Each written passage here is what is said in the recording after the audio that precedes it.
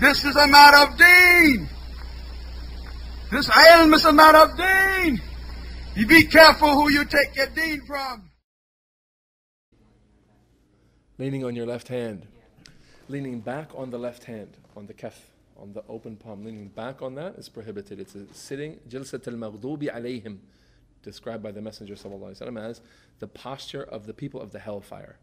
Now, in the hadith it mentions that a man was sitting back on his left hand.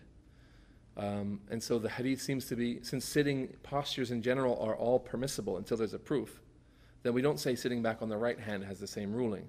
However, some of our mashayikh, like Sheikh Wasi'ullah, Muhammad Abbas, he says that it includes the right hand as well, and there's no intention to define it to left or right. However, the text mentions the left, and that it's the sitting of the people of the hellfire. He didn't say it from his words, rather he talked about someone who was leaning back on his left. So then, there is room for differing here that it could possibly include someone who leans back on his right. It's a posture. It's not necessarily the right or the left. That was the understanding of our Shaykh Wasi'ullah.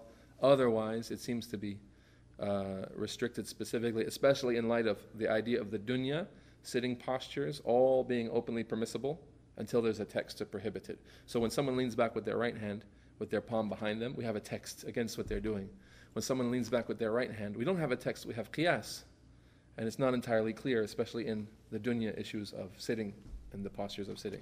So what seems to be correct is that it would be permissible to lean back. However, there are some scholars, like I mentioned, that would say that's included as well in the prohibition. And Allah knows best.